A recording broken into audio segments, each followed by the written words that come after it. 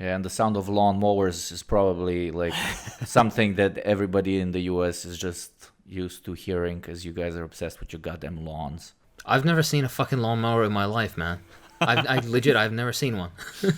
There's not one for sand, motherfucker. We have thrashers for the sand. What is a thrasher? It's the shit that takes wheat and like kind of knocks off the kernels of the wheat. Oh, I thought that was called a thresher. Oh, it's called a thresher. Excuse me, my bad. The difference between a native English speaker and my fucking dumbass, geez. US exceptionalism for ya. It's already starting, even inside of the podcast, god damn it. And it was a bad idea working with a fucking Yankee.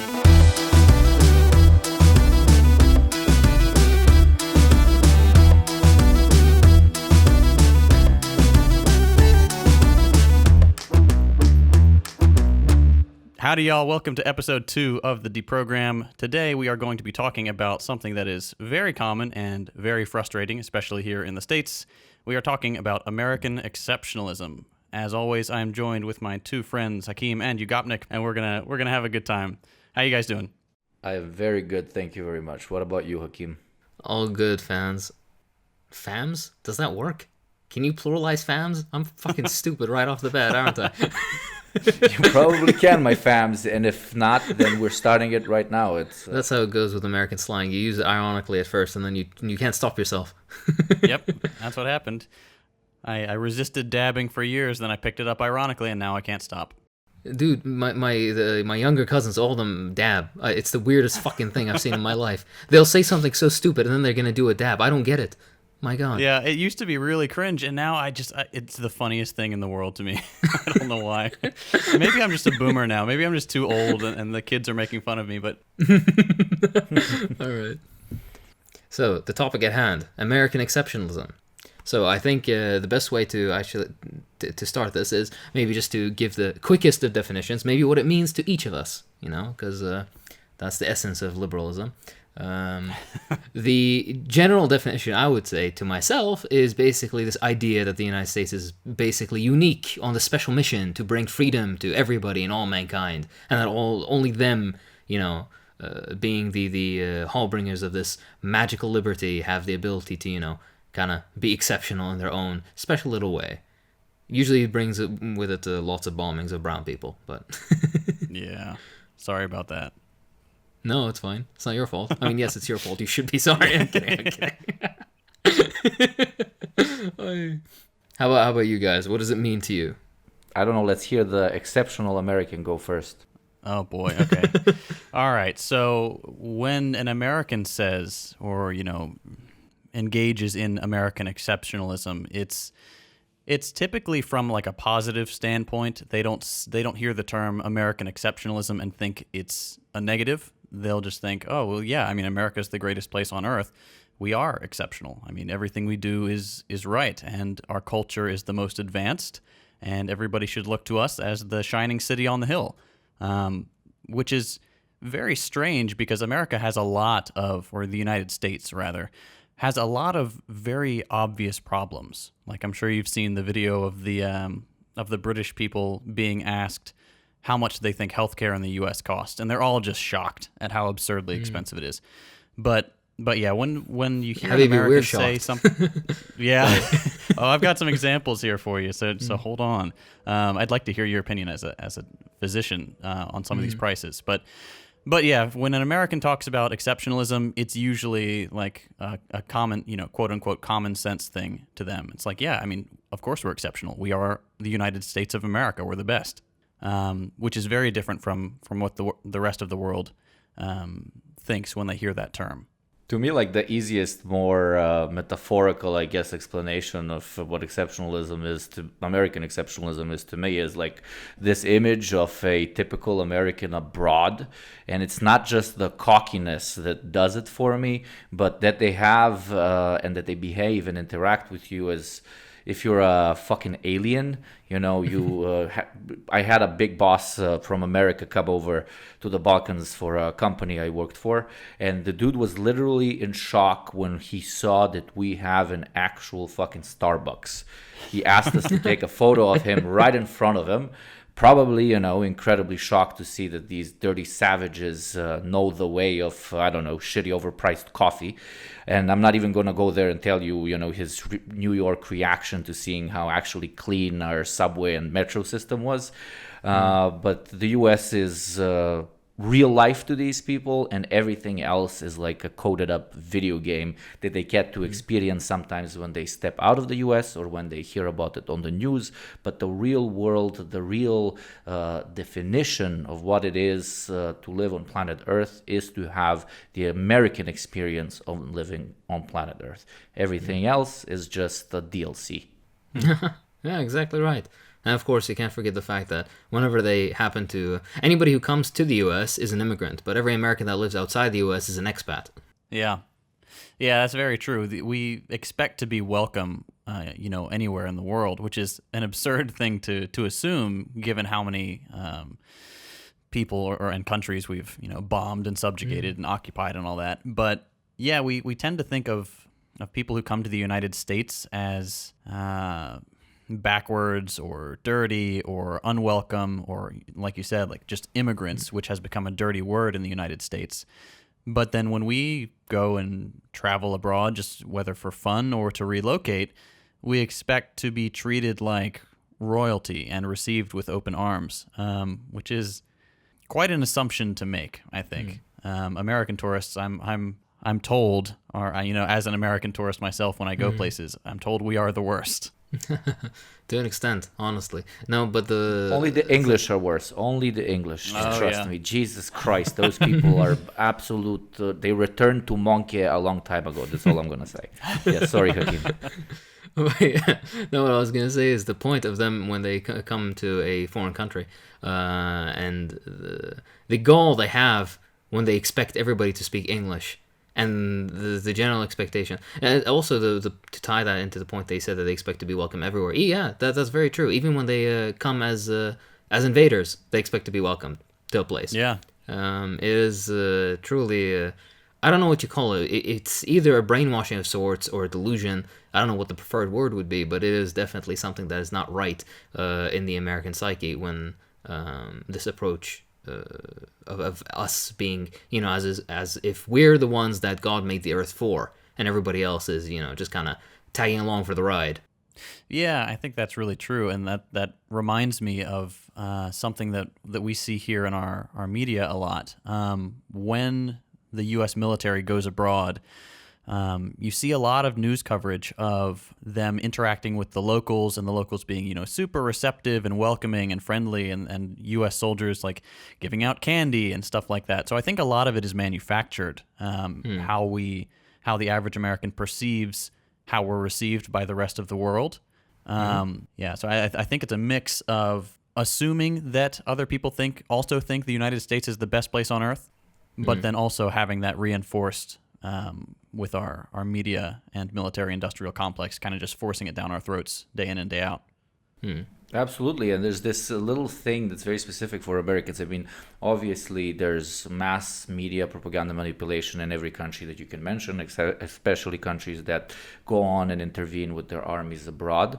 But usually what I get as a sense, maybe I'm wrong, is that most U.S. citizens are used to seeing information that they get from the media as this unadulterated truth, while, for example, a Russian watching on TV that the war has broken out in Chechnya and we need to intervene there, and there's, casualties on all sides, but on TV, they're showing it as if, we're helping those poor Chechens out. The immediate reaction by most people watching this outside of the US is usually like, okay, they're spoon feeding us bullshit again, just switch the fucking channel, let's watch some soap opera, right?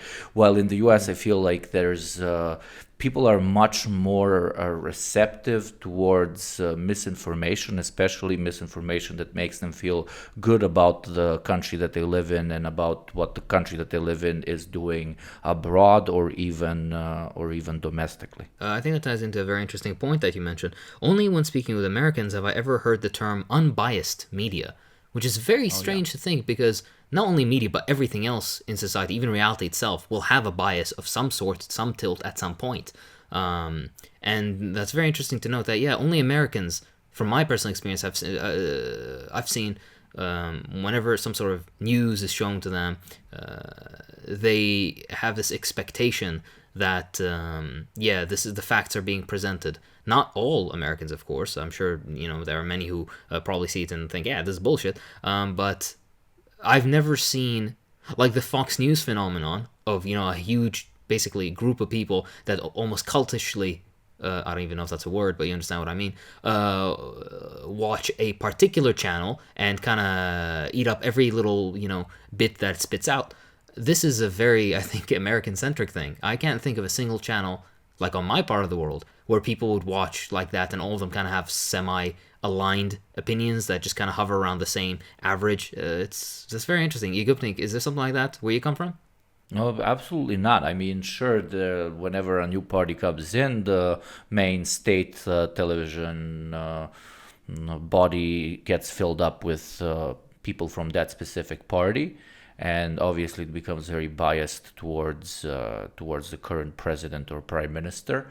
But all the other private channels, be it more biased towards them or not, are seen by the general public as literally places where if you watch the news you will get incredibly biased information, be it they are pro the current government or they're pro opposition. So yeah, nobody ever sits down and watches TV or opens a news website expecting to see some sort of neutral coverage of anything, because we've learned that there is no such thing, as you perfectly said, as a neutral coverage of any given topic, because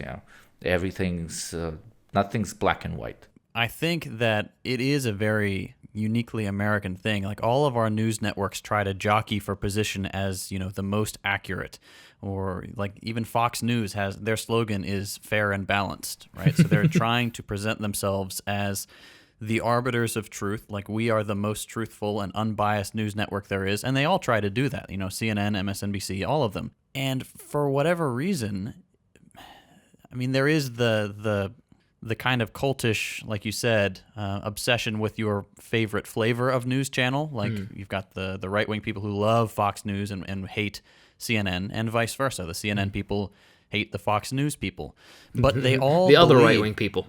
Yeah, exactly. Yeah, the mild right hates the far right. But they all genuinely believe that the information they're getting from their preferred channel is unbiased. Like they don't think it's being skewed. They think this is reality, the other one is not. And I think that does tie back to this overall American sentiment that our culture has reached the pinnacle. Like we are the only one that is capable of producing unbiased news. Like you can consume this and you can trust that it's accurate, because we're not like those other countries that lie to their people through the TV. Our stuff is true and accurate and fair and balanced. We have no state media. We have 400 channels of what basically accounts to pro-capitalist state media. Yeah, exactly. Yeah. I mean, they all serve roughly the same interests. And then you go on Twitter and you'll see the little tag that says, China state-affiliated media or whatever. But you don't see that for any American networks. Ever, yeah, that's extremely annoying. And actually an argument that maybe a lot of our listeners don't know about when it comes to debunking the idea that Fox News even cares about its own listeners, or CNN or BBC or even Newsmax, is that Fox News exists in other countries as well. Newsmax exists in other countries as well. Do you know what Newsmax, this absolutely insane conspiratorial fucking batshit crazy station over in the US, is like in, I think it exists in Serbia and Croatia? It's liberal as fuck. It's super progressive, pro-European Union, etc., because they came into the market. They saw, okay, we have a few conservative channels. We have a few, quote-unquote center-right channels. There's a market for a liberal channel for example, 5 to 10 to 15% of the population to watch and make money for us through the ads that we're going to give them. So Newsmax there works like that. I grew up on local, like Fox TV, had absolutely nothing to do with the deranged US style of Fox.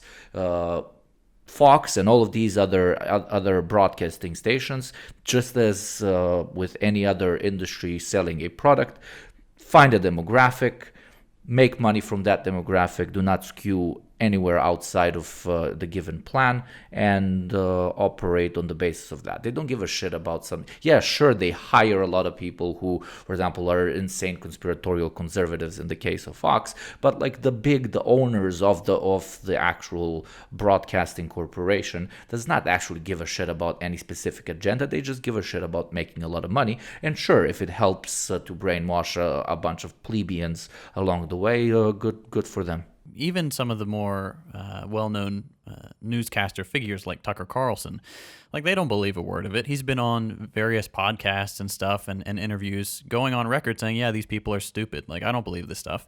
And they still, like, these people will still watch him and realize that he gets paid like $13 million a year to spout this stuff that he doesn't believe.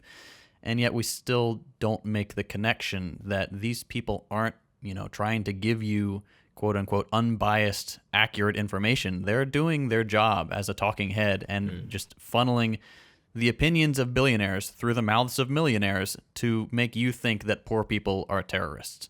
Don't you absolutely love capitalism? It just fills all these needs, and it goes into the market and finds whatever needs to be done, and it just does it. The beautiful efficiency, of course. Exactly. All this money and effort goes for this.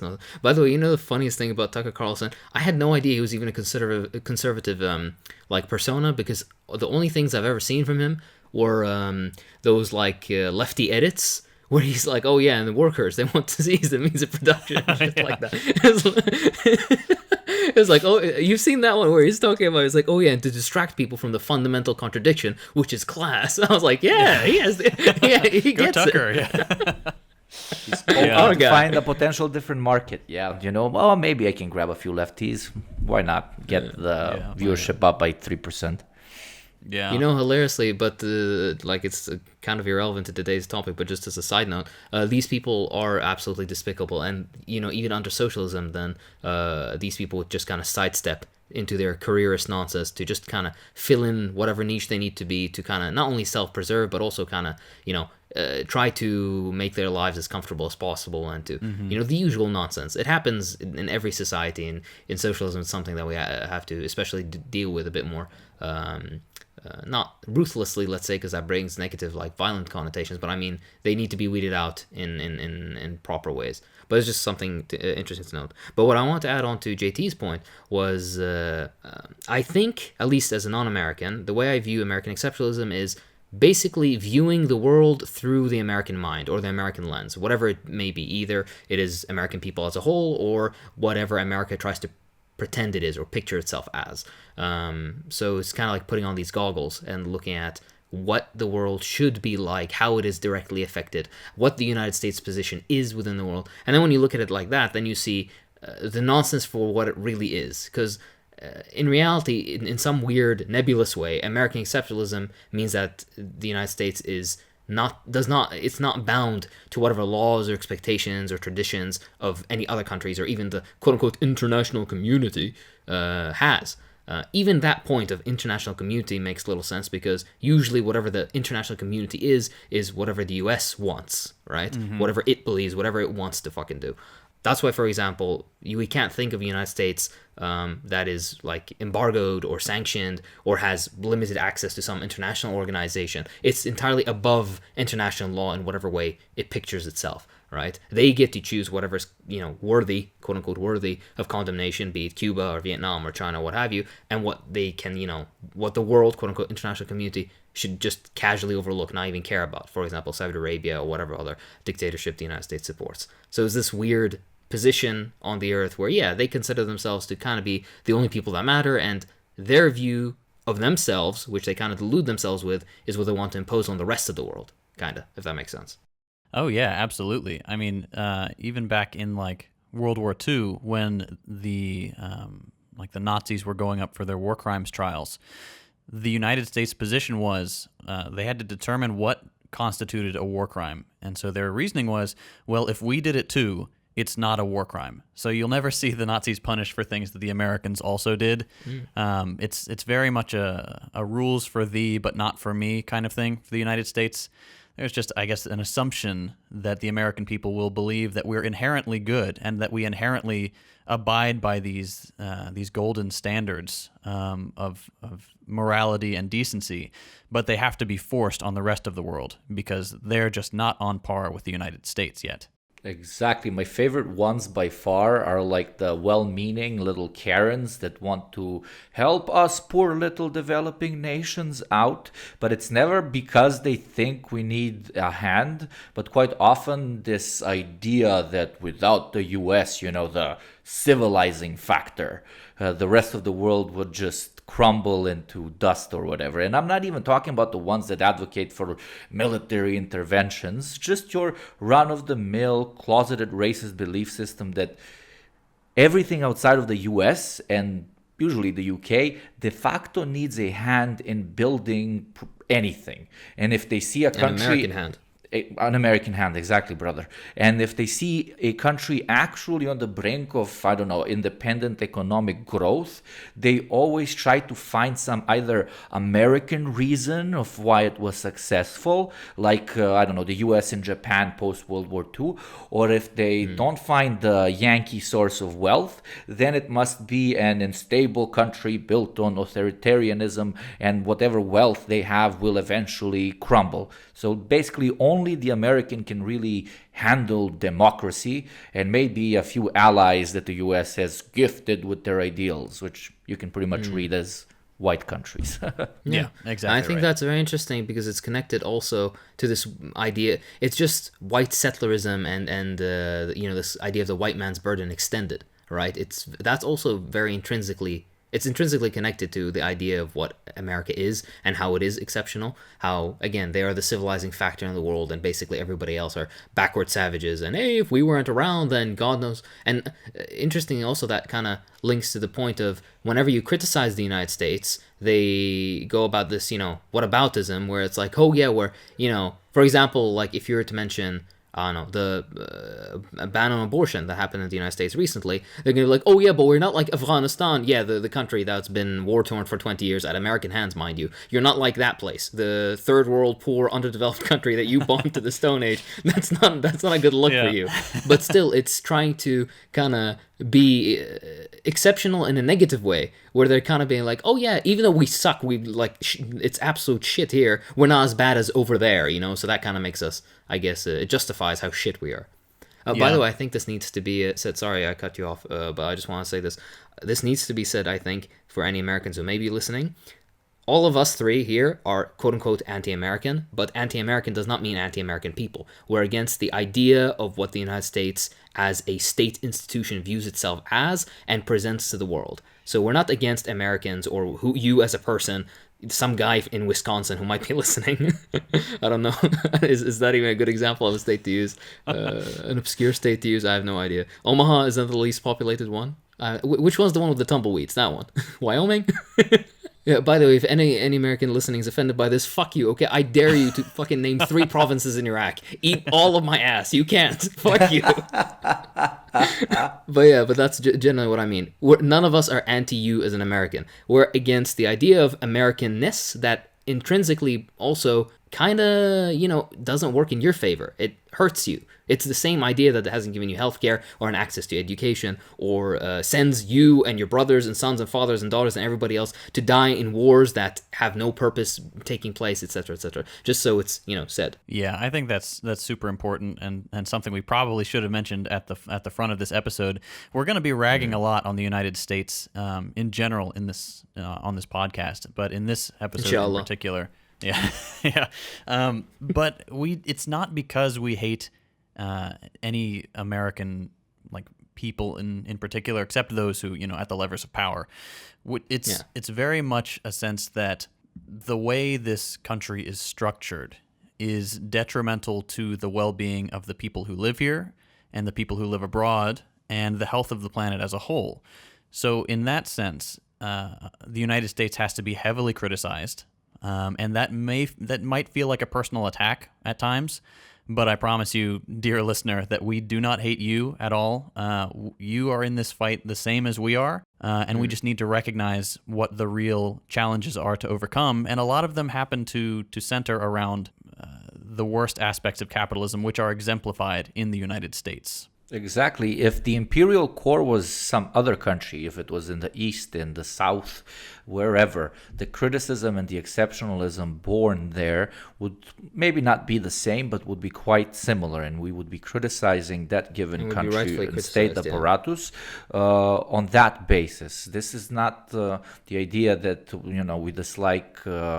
American Cherry Pie or whatever the fuck you call it, the movie where they stuff their dick in it, or anything else remotely culturally American, or etc., etc. We are just talking about the different economic and geopolitical aspects which come to be internationally because of the way the U.S. is. But again, if it was some other country being number one, we would be talking more about it than the United States.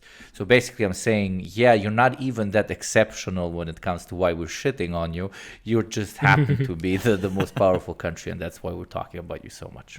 By material circumstance, by the way, but it's not, again, that's also something interesting to note. The reason the United States reached world supremacy just happened to be mostly a historical coincidence. That doesn't mean that the United States didn't do things that aided it in this aim, but it came around at a point of his general historical weakness of other empires, and it rose during a point where basically all the rest of the world was in a general decline, be it from the Ottomans to East Asia with the Chinese empires, with the Mughals, with the French and the British empires, and the Portuguese and the Spanish. All in all, they just happened to rise at the point where everybody else was falling.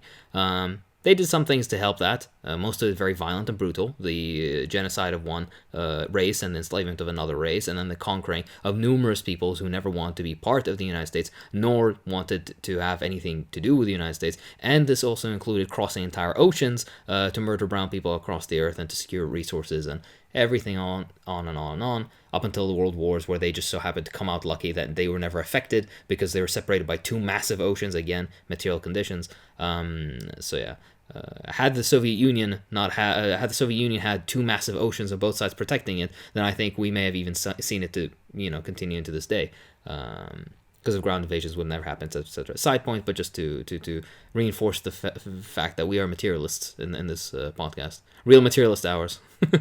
Exactly. I mean, I can't remember who said it, but it was somebody had said that the United States was as lucky and powerful as it is because we're bordered by weak neighbors to the north and south and fish to the east and west. We're just geographically, we're in this perfect spot where no one can threaten us really. No one can get to us easily to attack us. We can just turtle here and build our own economy and send out raiding parties when we feel like it. So, yeah, geographically speaking, pretty ideally positioned. The only people that can hurt an American in the United States are wealthy political elites of Americans. Pretty much nobody else.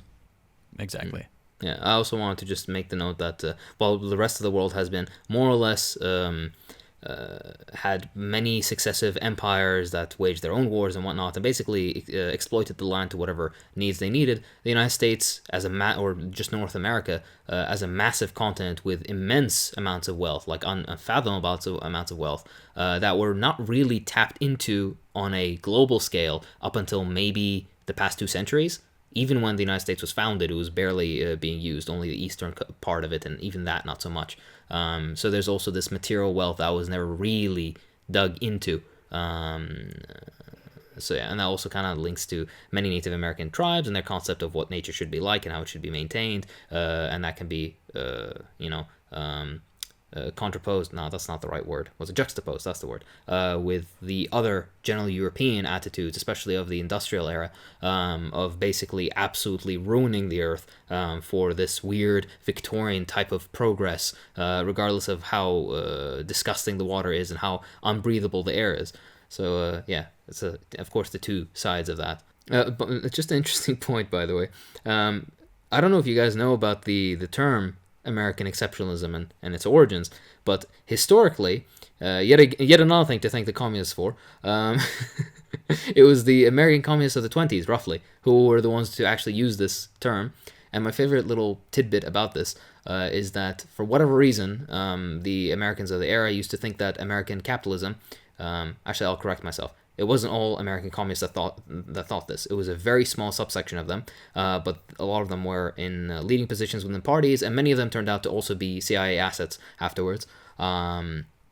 These people who believe that American capitalism is somehow exceptional, and that it won't be bound to the laws that Marx had discovered in the development of capitalism, that American capitalism was somehow immune to crises of overproduction, that it was somehow able to sustain this ridiculous idea of infinite growth for infinite growth's sake, etc., etc. And during the first American delegation to the Soviet Union, American Union delegation to the Soviet Union, they discussed this idea, and Stalin angrily rebuked the people who came up with this idea, and they were like, yeah, well, you need to defeat this heresy of American exceptionalism, because it's absolute fucking nonsense. He wasn't meaning it in the way that the United States is truly exceptional. He was kind of memeing on the fact that they even thought this nonsense up, that the United States would somehow be exceptional for whatever nonsense reason. But yeah, it's just interesting to note that even the origins of the term, in the way we use it, go back to a socialist history.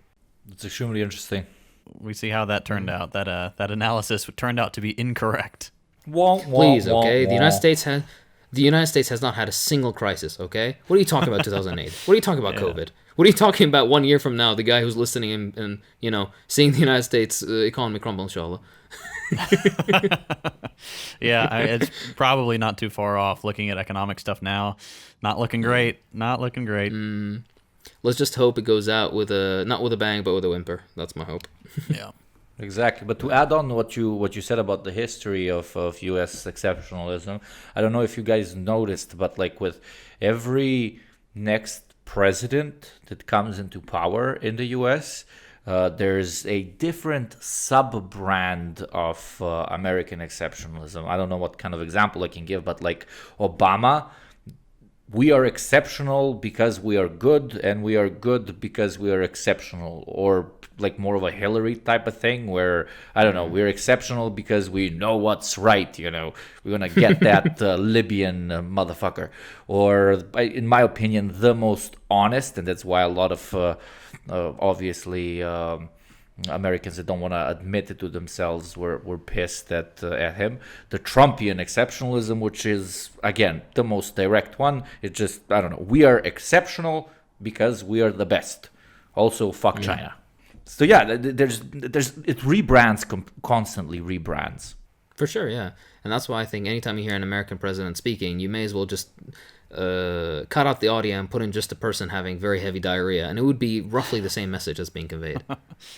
All I'll say about U.S. presidential speeches is it's very difficult to masturbate to. Honestly, though, Jesus Christ, it is very... I remember, what was it, the UN speech that Biden had the other day, and he was talking about how, we're going to be the future leaders in human rights and climate change, and, the United States being the pinnacle, blah, blah, blah, blah. I was like, dude, shut the fuck up, man. Shut up. Yeah. Like, you don't believe anything you're saying. Please, fuck off. Yeah, not at all. I mean, stuff gets repackaged every, 4 to 8 years, and they just find the same... they take the same message and find new ways to deliver it to people who are tired of the last guy, whoever it was, and however he sold it. But it's always the same thing. It's like, we're going to lead the way into the next decade or the next century or on this next sphere of human development, whether it's, shifting to entirely renewable energy or creating peace in whatever far-flung corner of the world, or ending human rights abuses, which, ironically, we are the worst offenders of in the entire world. But, more abroad than at home, but we are starting to kind of turn that violent, arguably fascist instinct inwards as our own country's contradictions intensify. But yeah, it's always the same, roughly the same message, just catered to a different portion of the American population each time. There's something interesting actually kind of to note. Maybe we can bring a critique of that from your guys' perspectives. There is a book titled American Exceptionalism by an author named Seymour Lipset, I believe, if I recall correctly. I read it a long time ago. It was from the late 90s.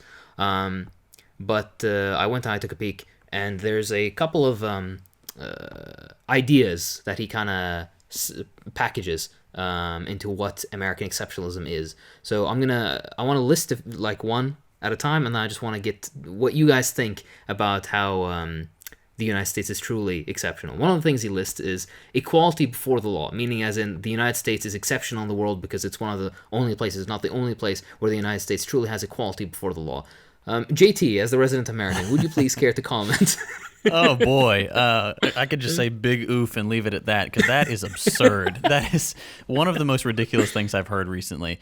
I mean, even if you just look at, you take one example, like mandatory minimums, right? I don't know if you guys are familiar, but the same crime of drug possession could be applied differently based on the form the drug takes. So, like, for example, powder cocaine, which was and remains really, a wealthy white person's drug, versus crack cocaine, which is a form that was more often found in lower income groups. Obviously, guess which one sent you to prison longer? That would be the one designed for poor people. And that kind of thing continues to this day. I mean, there's no like voting rights. You see gerrymandering and redlining and these districts that don't make any sense, and these laws that make it incredibly difficult for poor or disenfranchised people to vote. Yeah, equality in the eyes of the law is not something that we're even remotely close to having here. And I think finally people are starting to realize that. But yeah, that is a laughable claim. Well, I just want to add about the point that you mentioned with gerrymandering. I remember I saw a picture of the voting districts in Texas, and I swear to God, it's so fucking obvious what they're trying to do. I mean, do you know what it looked like? It looked like a toddler tried to draw a G, the letter G. Yeah. That's literally like a capital G. That's what the fucking districts look like. It's the biggest sack of shit. Some of them have enclaves. Like it's fucking Tajikistan or something. What the fuck is this? Yeah. Sorry, I mean, if you look at any of those maps, like it should be blatantly obvious what they're doing. It's just people they don't care. Or if they look, they're like, oh yeah, that's weird. And then they move on. How about you, Gopnik? What would you say about equality before the law in the United States? I mean, there's a lot of motherfuckers who are equal before the U.S. law. I mean, the biggest U.S. prison population on the planet, I mean, pretty fucking equal for a lot of motherfucking people. I don't know. It's. I mean, if the U.S. Law is the best one in the world, then we should start getting like 10 to 15% of all of our populations into jails all over the rest of the world. I mean, it's big absolute nonsense. It's so ridiculous. Said. It honestly doesn't even deserve to be commented on, in my opinion. It's like you have to be brain dead. So what you're telling me is we're number one at prison. Of course, yes. Number one.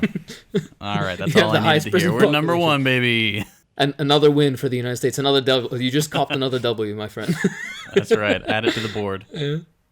But what I was going to say is, like, all jokes aside, of course, let's not forget the fact that the United States has incredibly unfair, frankly, you say what it is, it's discriminatory, it's racist, both not only policing but also incarceration policies. An African American person, or just a person who's not white, be they Native American, be they Hispanic, be they whatever other ethnicity, if they are brought up to trial for the same crime as a white person, the white person statistically gets a lower sentence.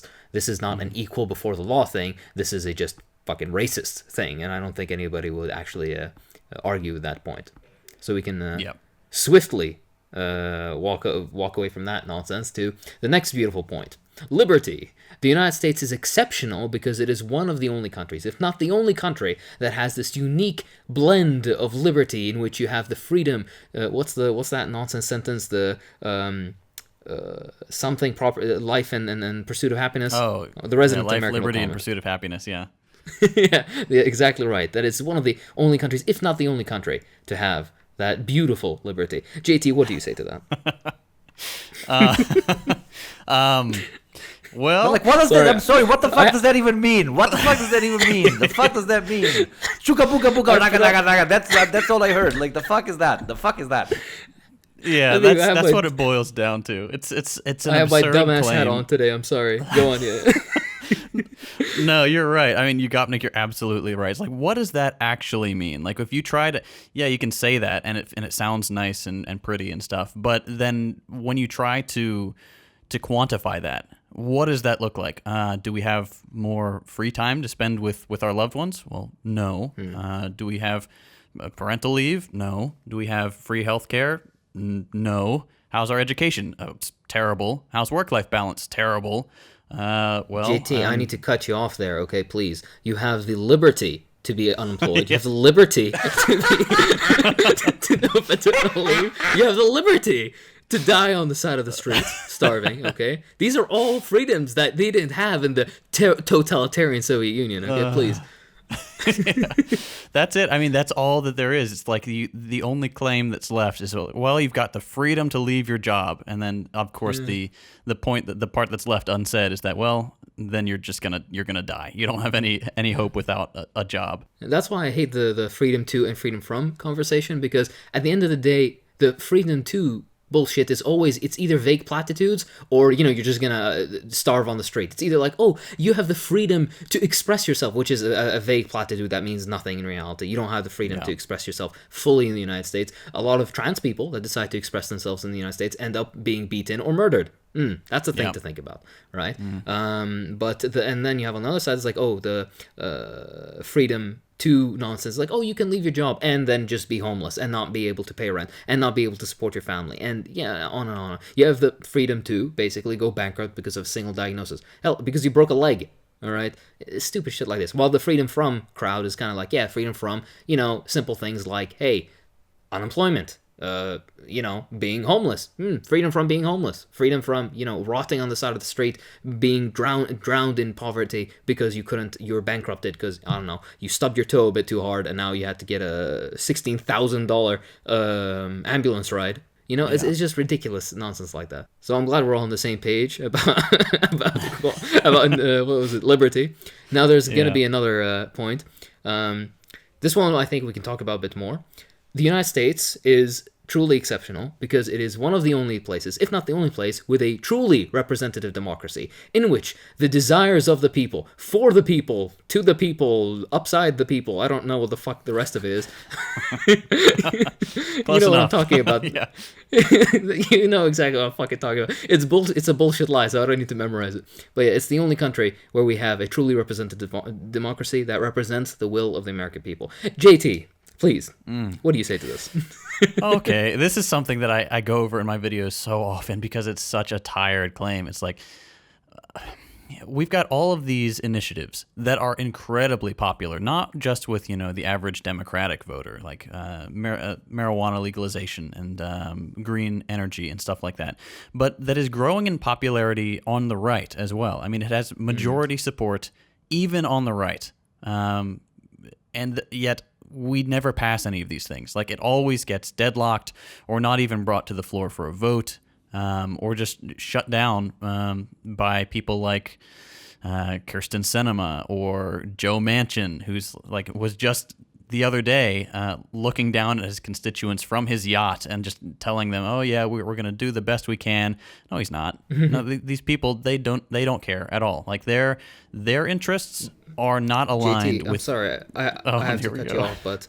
sorry, I have to cut you off, all right? Please, I have my dumbass hat on, okay? Please, you have to let me. What I was going to say is, he does have interests in mind. The interests that will make him wealthier, okay? Please. Yep. You need to realize that what's good for General Motors is good for the United States. I'm telling you, lowering taxes will most definitely, okay? The wealth will trickle down. Whether it be money or urine, something will fall down on the poor in the United States. But something will. Still waiting on that trickle down. Yeah, still waiting on that trickle down. Any day now, we're gonna get there. We're gonna get a couple bucks. Thanks, Ronald Reagan. Sorry, I cut you off. Please go on. No, that rant would have gone on forever. I mean, it should be obvious that the people who, quote unquote, represent the American people do not represent the interest of the average American. They represent the interests of these massive corporations and lobbying groups that have so much money. And they pour these funds into the reelection campaigns of these milquetoast Democrats and just insane Republicans like Ted Cruz, whom I am unfortunate to share a state with. And so nothing ever changes. I mean, there are mountains of studies and statistics that show that there is no correlation between what the American people are asking for and the laws that get passed. There is, however, a correlation between what lobbying groups and corporations want and the laws that get passed. So that claim to me, I mean, it's been debunked for so long and so often that I don't know how anyone can think we actually live in any kind of representative democracy. Please, okay. The United States is the freest country with equality before the law and a truly representative democracy in which, if you so please, you can just, give away $16 million to your favorite candidate and then get what you want. Isn't that what defines a perfect democracy? Yeah, Sorry, that's it. I'm in a very stupid mood today. No, you're perfect. How is lobbying legal? Why is that still a thing? How is that a thing? Like, I'm stupid. Help me. Come on. Maybe I'm missing something. Maybe really the fucking Elon Musk should have financial influence over how we govern ourselves because he makes rocket go pee for like 300 meters before it fucking crashes, or he makes car that goes boom with your fucking grandma inside. So yeah, he definitely should be donating to whichever party of the two basically equal ones he prefers. Okay, they're not equal, but you get my fucking point. Yeah. No, this is the gist of it, of course, and this is the fundamental, boring Marxist answer, which is this. At the end of the day, we live in what Marx termed the dictatorship of the bourgeoisie. What this basically means, and I'm sure you're well aware, is that at the end of the day, regardless of whatever form of government you have, be it a quote-unquote representative democracy or an authoritarian, rigid dictatorship, or anything in between, at the end of the day, if it is a capitalist state, then it is a state that serves capitalist interests, be they collective or part of the capitalist class. At the end of the day, this class holds most, if not all, political power. And of course, with all political power and economic power, of course, comes social and other forms, everything that the superstructure forms with it. What this means is, at the end of the day, the United States being a dictatorship of the bourgeoisie, regardless of it being founded as a democracy, which by the way wasn't, it was founded as basically a dictatorship of rich, white, land-owning males, but that's a side point. At the end of the day, those same people who have all this economic capital, who have all this as a result of that economic power, political power, can basically force the state's hand and saying, you know what, we're the ones who not only fund everything you do, but also we directly make up most constituents of your political and economic system. When you look at the Senate or Congress or whatever other group of people, you see that they are not representative of the American population. They are all multimillionaires at the very minimum. For example, last I checked, I believe Congress was 56%. Millionaires, multimillionaires. I don't think 56% of the United States population are multimillionaires, to just push my point across. But since they have that bargaining power and they are directly part of the political system at the end of the day, they can basically kind of legalize bribing for themselves to give themselves an air of legitimacy. And that's why when, for example, you see a minister or what have you kick back favors to some, company in, for example, Serbia or Iraq, they call it a bribe. But when you see a politician kick back favors to a company in the United States, it was because of quote-unquote lobbying. Again, it's the same idea of expat versus immigrant. It's that same, sphere of American exceptionalism. Yeah, abroad you get beaten up by these big tattooed dudes in leather jackets getting out of G classes, and it's a corrupt authoritarian state. In the US, you get beaten up by these gentlemen, well-shaved, wearing police uniforms coming out of cars that are very clean and say police on them, and it's a normal democratic society in which you have chosen to be eating the boot instead of the boot being put on you. Like exceptionalism goes over absolutely every single aspect of how one as an American perceives what is normal and what is not, and it hurts the American himself to such an extent, as we talked previously. I just wanted to additionally touch on that, because when, for example, there is something awful going on in the U.S. For example, there's no Medicaid, or for example, police brutality, etc., etc. And most people around the world will see a situation like that develop in their own country, and they will say, okay, that we need to aggressively attack this and try to change it, because change is possible. But in the mindset of American exceptionalism, you tend to think that if it is the way it is in the US, and the US is the best place on earth, that means that it can't get better.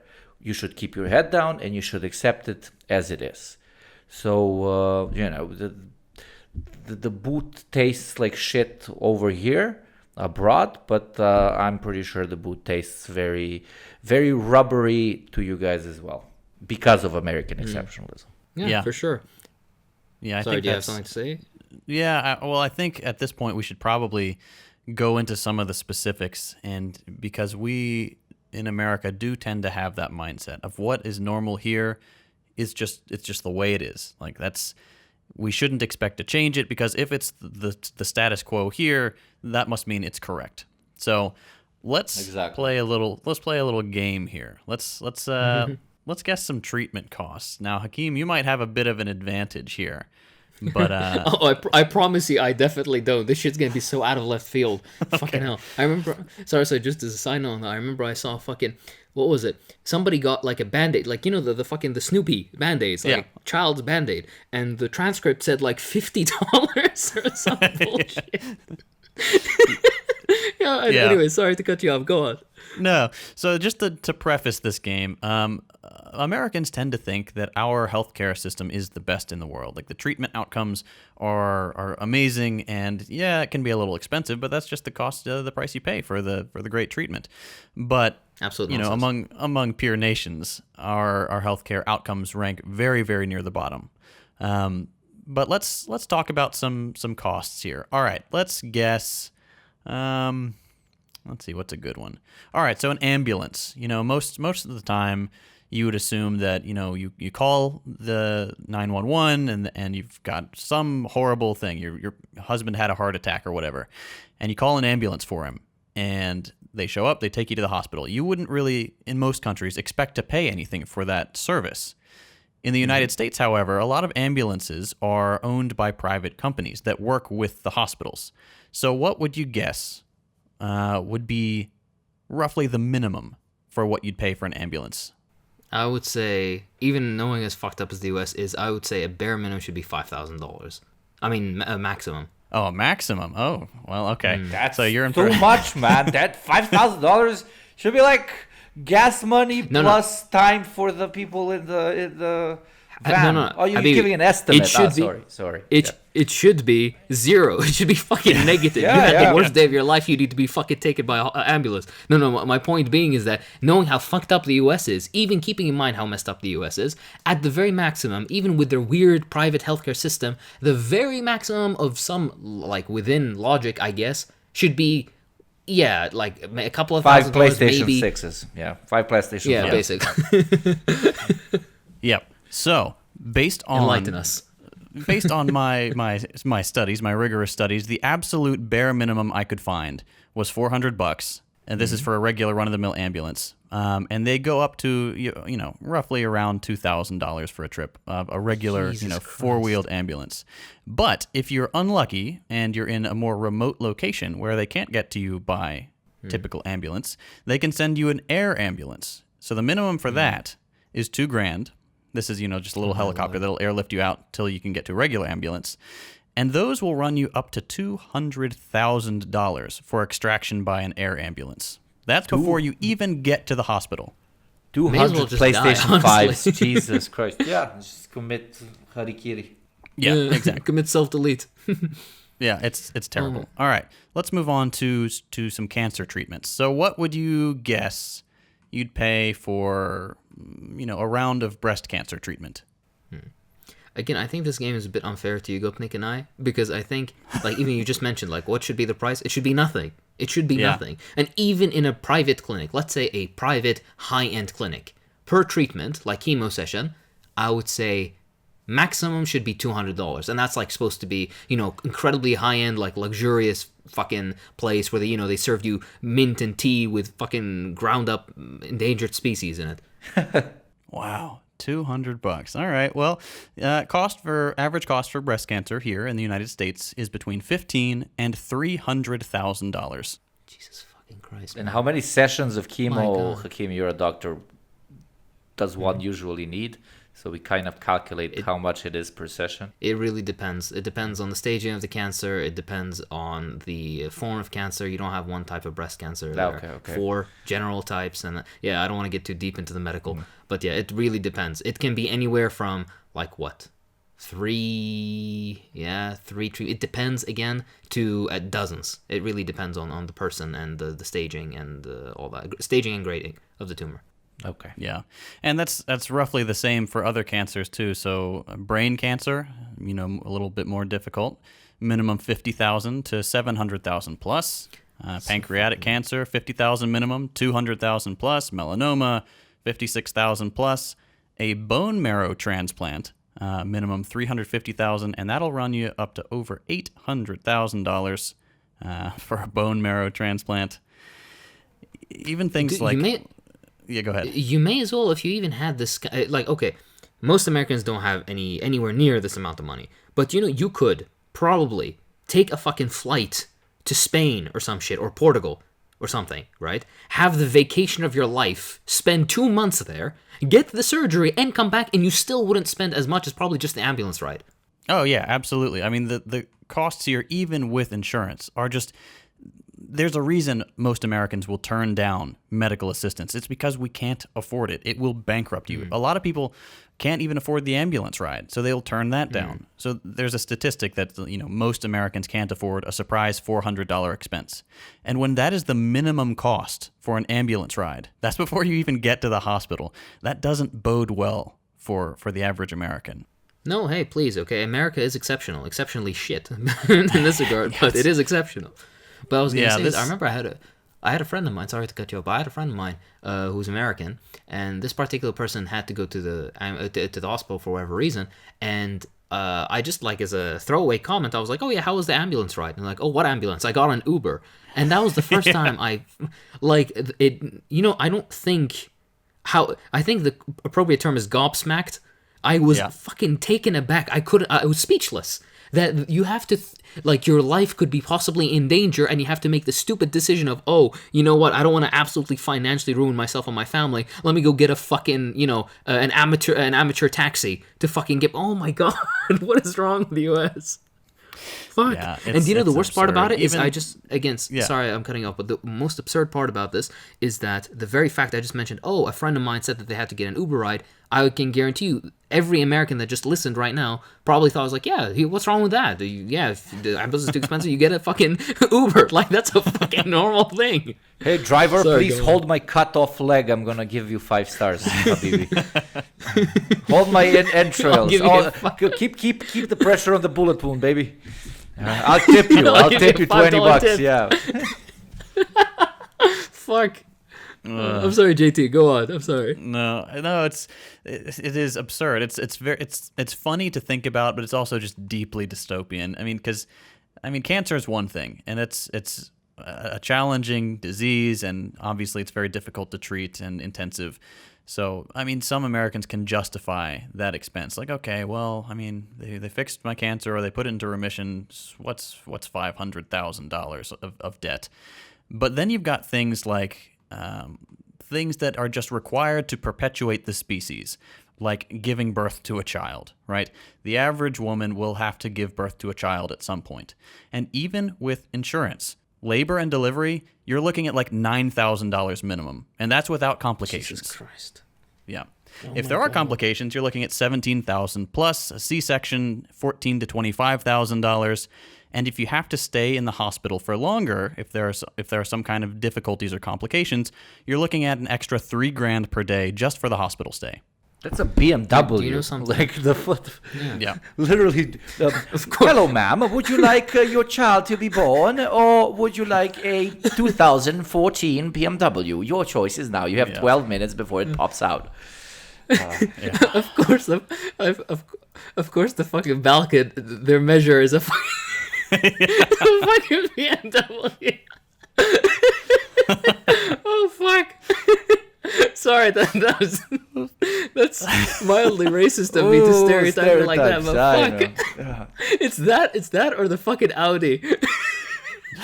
No, Audi I'm is so sorry, disgusting. I'm sorry. Black BMW or white Mercedes? Yes, tavarish. Yes, very good. Okay, Mwah. that's the Balkan style, yeah. So I'm used to seeing the fucking the rich Persians. They go around. It's either with the BMW or the fucking Audi. Sorry. Anyways, what was I gonna say? Yeah, this is an interesting point. You mentioned childbirth. I remember one really weird thing. If you guys are unaware, when a child is born, right? The thing that you're supposed to do, and this has been empirically shown, to improve both outcomes for the child and for the mother, is to have something called skin-to-skin contact, where basically after the child is born, they're immediately put, after they make sure that, you know, everything's fine, ABCOR score is fine, the child has no complications, they place the child on the mother's chest. And they let the mother and the child have just kind of a moment, and they just kind of leave it at that, as long as there are no complications. And this is empirically shown to improve outcomes for the mother and the child. It improves development and growth of the child. It reduces postpartum complications for the mother, and so a host. It's basically good across the board. There is no downside to having skin-to-skin contact, and also it costs the hospital or the medical staff nothing. Only time, and even by time, we're talking a couple of minutes. It's not like, you know, back-breaking, ooh, what are we going to do with it? And in the United States, they charge for this shit. They charge to put a child on their mother's chest for, you know, like 2 minutes or whatever. It's insane. It's fucking crazy. Yeah, it's the whole process and the whole the for-profit healthcare system here in the United States. It's just so devoid of humanity. Like every little thing, they charge for the latex gloves, they charge for Band-Aids, they charge for the little plastic cups they give you your pills in. Everything is an upcharge. They give you per pill prices. That's the biggest fucking bullshit I've ever seen in my life. How? Oh my, yeah, this is the for-profit. This is very beautifully said. It's very inhumane, and this is the thing. Again, maybe I'm a bit more like emotionally connected to this because I'm part of the, you know, like I'm a medical professional myself, but there's something that's so viscerally disgusting and repulsing about working in that system and drawing a salary from that system and knowing that this is what you have to do. You have to cut corners. You have to say no to people. Fuck me. Dude, Iraq is a war-torn country. There's nothing in Iraq. There's fucking nothing. It's broke on every account. And even in Iraq, they don't say no to people when they come to a hospital. But in the United States, they will. It's physically painful, and I don't understand how this isn't a way bigger point of radicalization. Even though most Americans, I'm sure from the polling, most Americans are for universal health care. But for what, and by the way, of course, that ties back to the previous point of, representative democracy. Again, most Americans are for ending the fucking wars abroad, and most Americans are for universal healthcare, and most Americans for increased spending on education. But that shit doesn't happen. What does happen? Increased spending for fucking Lockheed Martin and, you know, tax cuts for the rich. Eat my fucking, yeah, sorry. Hakeem angry. Yeah. It's frustrating, and it's heartbreaking to see people saddled with so much debt. But just so people who are listening in the United States can get kind of a sense of perspective, what do these things cost in your countries? Like, how much would it cost to have a child where you guys are? Nothing. I mean, like, if you wanted to have, and it's public and everything, then practically nothing. Even if you wanted to spend in a really fancy, it would be at most, maximum, a few $100s. And that's like a, you know, top-end private clinic with, of course, the aforementioned ground-up endangered species in the tea and all that. It's absolutely same thing. And you like, everybody's guaranteed something that is left over from back in Yugoslavia. Everybody's guaranteed healthcare. It's not top par. It's not, you know, absolutely incredible, because obviously after the 90s a lot of the shit completely collapsed. But yes, for example, giving birth to a child would be 100% for free. If you want to do it like in a very fancy private clinic, and you want to get the, you know, what you call that syringe when it doesn't hurt the woman to actually give birth, the person who's actually giving birth, No, it might cost like I don't know, like $50 to $100, and you would literally only pay for the fancy room you're staying at. You would still not be paying for the birth giving. Jeez. Also, a point to add on top of that, you got me just to like a mild correction, because you're like, oh, the quality might not be like, as top notch and all that. Interestingly, from what I remember last some of the former Yugoslav countries, I believe Croatia and Slovenia and whatnot, have really pretty surprisingly good medical outcomes. And I think if they're not on par with the United States, then they're not far off, despite the fact that they're way, way poorer countries that were in the midst of a horrific civil war just 20 years ago. So that's also an extra. Yeah. For the circumstances, it's pretty good. I have to agree. Some Balkan states are very understaffed because obviously the Westerners pay a lot of money, so they migrate right after finishing medical school. But like I can give back on the exceptionalism topic and for comparing the prices in the U.S. with here. Probably the next point is going to be cancer treatment. My grandpa beat cancer twice, and it got him the third time. Thank you. But he both times when it was absolutely successful and he had like very complicated surgeries, it was 100% for free. Literally the only thing it cost us is, I don't know, my dad giving the doctor 500 euros and a bottle of Chivas whiskey as a thank you, not because it was asked for.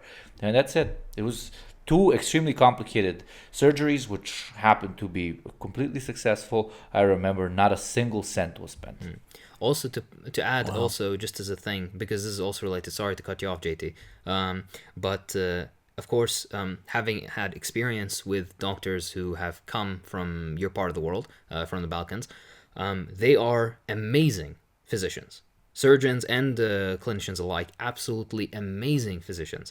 And all of them were educated in public healthcare systems that were fully free, both for the patients and for the education. The medical universities and schools that they went to were entirely free. And they produced exceptional medical staff. So the only shortages that would ever be present, even in, for example, Serbia or Croatia or Macedonia or whatever, usually tend to be either staffing wise or because of, poor country can't always have everything, completely stockpiled, etc., etc. But when it comes to the actual expertise of the staff, they're exceptional. Compare that to the United States, which equally has pretty decent staff, but think about the amount of money that had to be spent unnecessarily, by the way, just to make a bunch of fucking, board of directors rich, right, in these individual universities. Hundreds and thousands of dollars per individual doctor had to be spent to educate them. Meanwhile, in third world countries around the world, equally expert doctors, if not even more qualified, because they have to deal with a lot worse cases with much fewer resources. These doctors in the third world are completely educated for free. Exactly. So just another point to kind of to make people understand. I don't know if JT knows how much it costs, because I don't, to go through medical school in the US. In most Balkan states, I have a lot of friends who went through the school. 75% of everybody gets government-funded scholarships, and the 25% who either because they are from financially very stable families, or they don't have as good of grades as the ones who get the scholarship. The highest amount you will pay per year is 1,065 euros. So $1,150 per year. So yeah, $5,000 for 4 years, but that's like only 25% of the people are going to pay that. Okay, would you like to know what the average cost of medical school is in the U.S.? That exceptional sum. Pun intended. All right. So per year, average cost of medical school in the U.S. is $55,000. Per year? Per year. Fuck. Like, you know how many BMWs that is? Do you know how many PS5s that is? Fuck. Oh, it's insane. And 90 miles off our coast, we've got Cuba with world-class doctors who shipped them abroad during the pandemic to help people for nothing, with no expectation of any financial award or even recognition. And yet, Florida health outcomes are just abysmal. The rest of the United States, our health outcomes are worse than all of our peer nations and many third world countries. And it costs incredible amounts of money to both get the degree to practice medicine and also to be on the receiving end of that medical treatment. It's an absurd system. Yeah, it's absolutely ridiculous. Everything about the United States and their medical system is absurd, and I don't think we're even gonna get into like the educational system and whatnot. But that's another fucking can of worms, which is equally messed up. But yeah, it's and of course I think this is a point that might be interesting.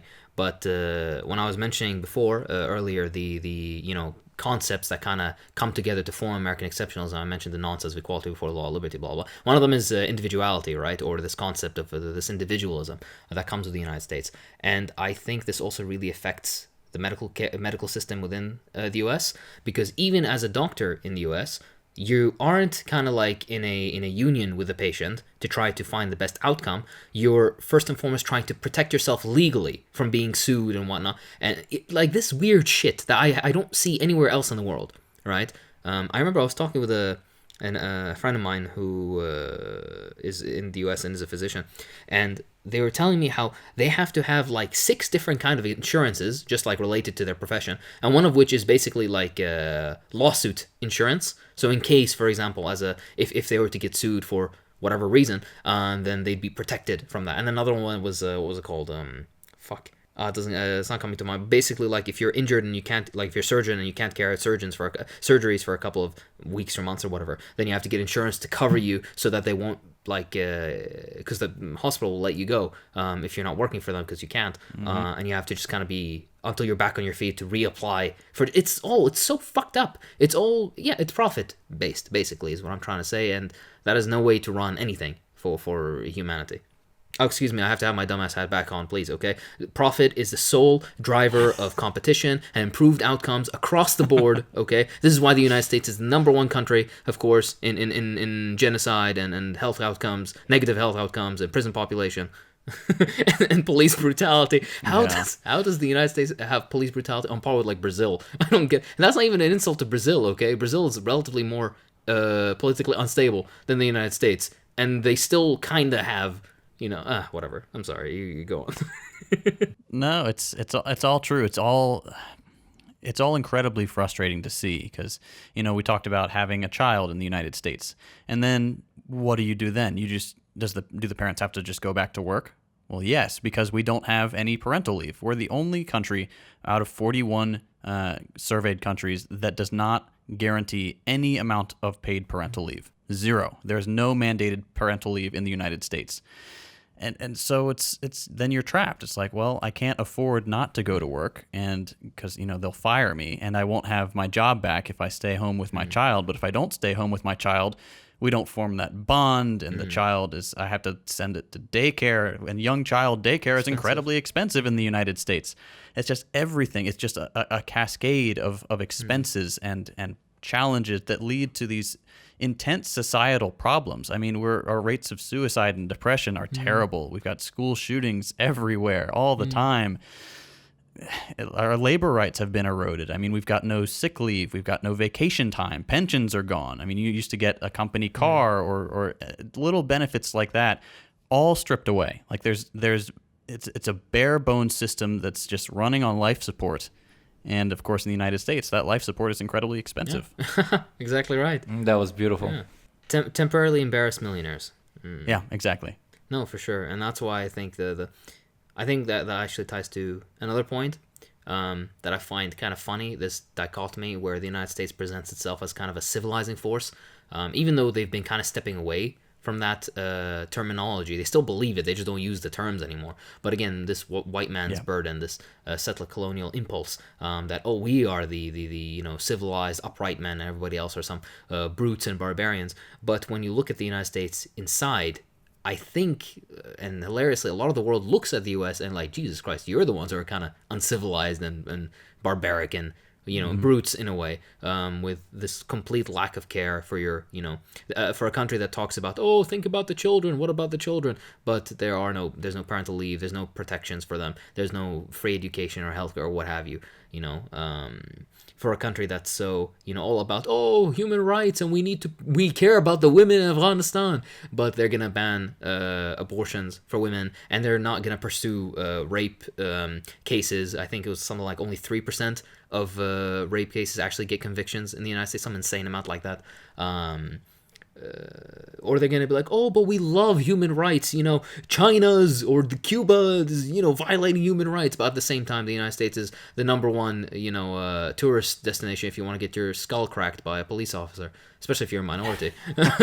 So, like, it's on and on and on. The hypocrisy digs itself deep into the very core of what is the essence of the United States. And I think at the end of the day, it started as an imperial project, and it continues in that same vein and soul of being an imperial project. It started as a nation founded on slavery and genocide, and the ability for only those who are male, those who are white, those who are part of this privileged strata within society that are wealthy and own land and many slaves, etc., can have any political and economic say. And now this has only been ever so slightly expanded with the most, how could we say that even? The lightest concession to allowing some, token women, some token people of color to enjoy the privileges that this white, rich, landowning, and economically powerful elite has had within the United States for centuries now. Doesn't change the fact that at the end of the day, whatever they consider themselves to be, the rest of the world for sure doesn't view the United States exceptional, at least not in the same way. Yeah, I think you're exactly right there. And I think that kind of leads us to this last point that I wanted to make is, in the U.S. there's this myth of the United States as the best option. Like, once you've given the people all these challenges we face, all the problems that the U.S. has that other countries don't have, even vastly poorer countries, they'll still say, well, I'd rather the United States rule the world than blank. Usually that's China these days. And I think it's such a cop-out. I mean, if you just look at the legacy of the United States at home and abroad, and even the premise of having some country rule the world, that I think is indicative of a deeply flawed mindset, of a perspective where there needs to be some dominating nation to maintain, quote unquote, order. And obviously, Americans want the U.S. to be on top. And until we can shift that perspective, I think we're in a pretty tough spot. I was going to say a very nice point to add onto that, I think, is when you say that, they want to compare themselves, and they're like, oh, I'd rather the United States rule the world. I think at the end of the day, the American mind fundamentally understands that if they were to lose their position in the world, this dominating and kind of bullying presence where they basically get to dictate what the rules are, get to punish whoever they want, get to control whatever they want, whenever they want, they know that, or they think that if they were to lose that position, then whatever will come next will be equally barbaric and evil and totalitarian and controlling over themselves. And they, at that point, won't have the power to fight back against it and will become enslaved by the same measures that they enslaved and attacked and demeaned other countries and nations and peoples. And I think that insecurity is always kind of at the core of, what what Americanism is, and this exceptionalism. But sorry, Yugopnik, I cut you off. No, that was beautifully put. As you said, the only man that's afraid of being considered equal with women is one who mistreats women. Same thing. The only reason the U.S. would be afraid of losing its hegemonic position in the world is that because it inherently understands that if others were to treat it the way it treats others, it would be a position that's not exactly desired. But there's also this thing that I noticed, especially while being over there, is that only Americans have diverse groups of people living there. I'm not talking about ethnicity, but like there's thousands of different types of Americans, like rural, urban, edgy, stupid, smart, traditionalist, open-minded, etc., etc. But when you talk to them about like the rest of the world, it's always a monolith. You know, Japanese people want to look under your skirt, Russians want to get shit-faced and crash their cars, etc., etc., etc. So when we look at this inherent way of Americans thinking that they're the definition of what it is to experience society, it becomes completely contradictory to them to imagine any possibility for all of these quote-unquote fake countries and fake peoples, all of these monoliths, to have the same role in the world that they do. Because they don't even see them as something which exists, but something that is, you know, somewhere over there and is just weird and strange and very often stinky. Yeah, beautifully put, honestly. I think if JT will allow me a slight tangent, I was gonna say Go. I allow it too. Haha. Yeah, but you go Fucking with you. but you go, Nick. You know I love you, so you're the only one who could. You're the only veto that I'd respect. I'm kidding. Of course. These are all just jokes. I love both of them I will equally. gift you one BMW. I will gift you a symbol of love, but white BMW. You have not earned black BMW with black rims. I unironically do drive a fucking old black BMW with black rims. Yeah, fuck me. Yeah, please go on. I could just imagine you with And my license plates are all like the same number. Yeah, it's beauty, absolutely gorgeous. I was gonna say I can just imagine you with some suit pants and like a white pressed shirt with the first like 6 buttons unbuttoned with your chest hair coming out. I love it. Oh no! That's Persians, baby. That's Persians. Do not compare me to Persians. That's Persians. I'd be offended myself. Don't worry.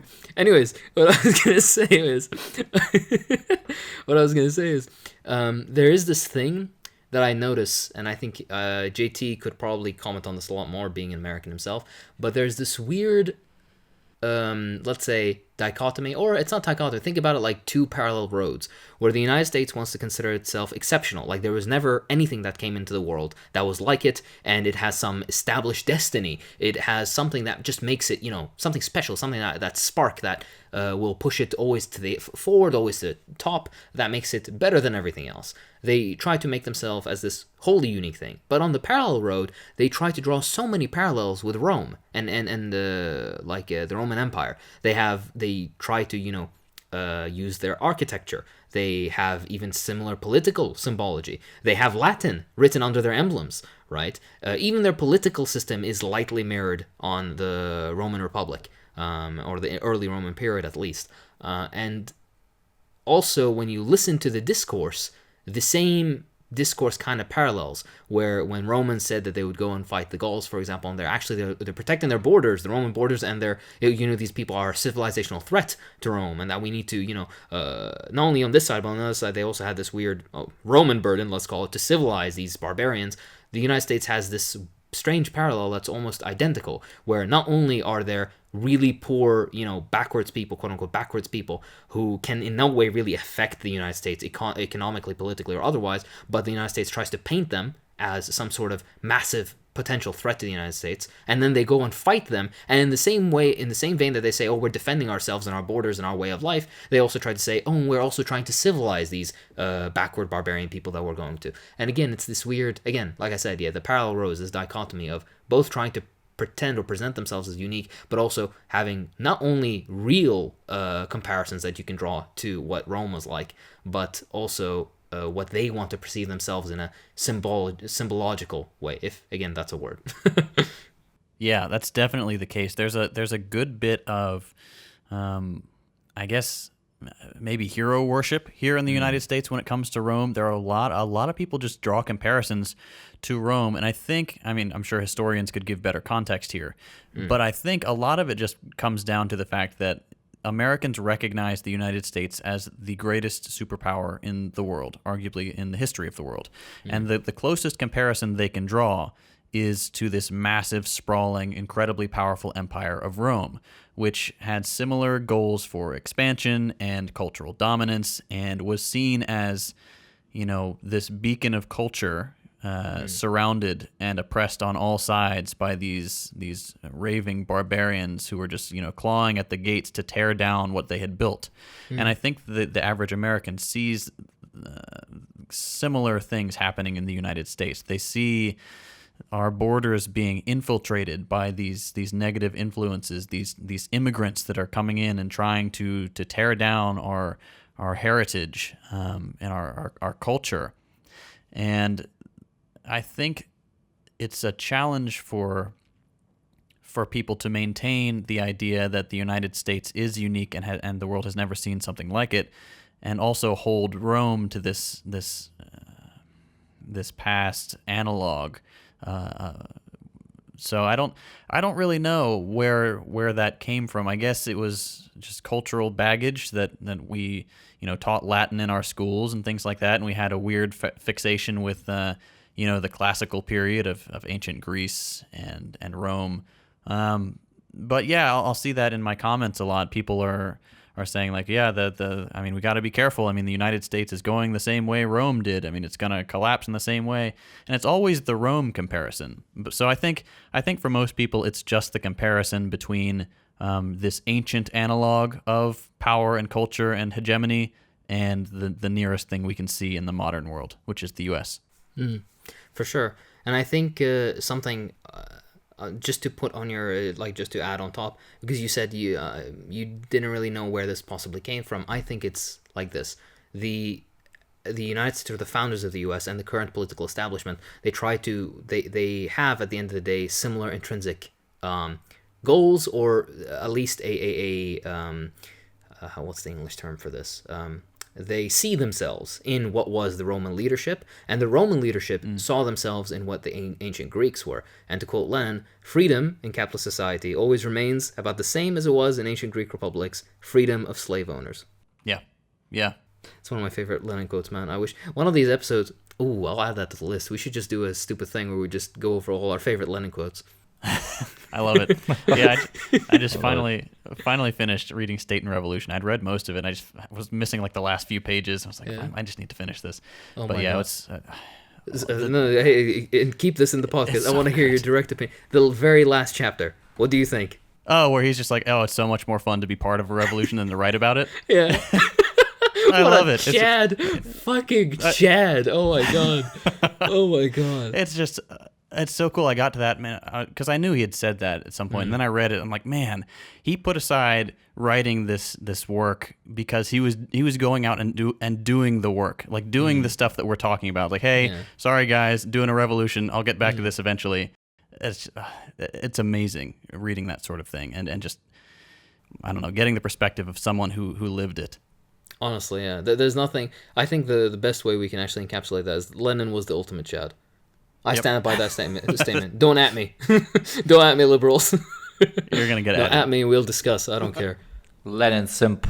Yeah, I am a glad Lenin simp. I'm a tier 3 sub for Lenin. All right, boys. Well, what's our conclusion today? I think the takeaway here is that the United States is the best, right? Of course. Absolutely. Okay, absolutely good. Glad exceptional. We got that squared away. And now this will be the end of the Deprogram podcast. We'll convert to the programming podcast, in which we will sing the laurels of the Clintons and Bidens of the world. Okay, please report to your local voting booth to be given the choice between the Capitalist Party or the other Capitalist Party. Thank you very much. Good night. That's right. Next week we're talking about the public option, Medicare for all who want it. Oh boy, fucking. Afterwards, we're going to be talking about privatization of healthcare and how, of education, how somehow that'll improve. Fuck me. Oof. Yeah. We're on that way. We're on that path. And then the episode after that will be, should we be getting back in Afghanistan? They're trying. They're trying their best. Yeah. Special guest will be 3 board members from Lockheed Martin. What do they think? Yeah. Three experts on peace in the region. Yeah. All right, gang. Well, I think that'll wrap it up for today. Nice long episode for your ears. How do we want to wrap this up? This has been the Deprogram. I'm JT. I'm your eternal I'm Habib. Yugopnik. Fuck. Keep it like this. Let's try it again, boys. No, keep it like this. It's a shit show. I want everybody to know just how fucking messy this is. All right, sorry. Excuse me. 1, 2, 3. Go ahead, JT. All right, this has been the Deprogram. I'm JT. And I am your eternal Habib, Hakim. And I'm your хороший товарищ Yugopnik. And we'll see you next time.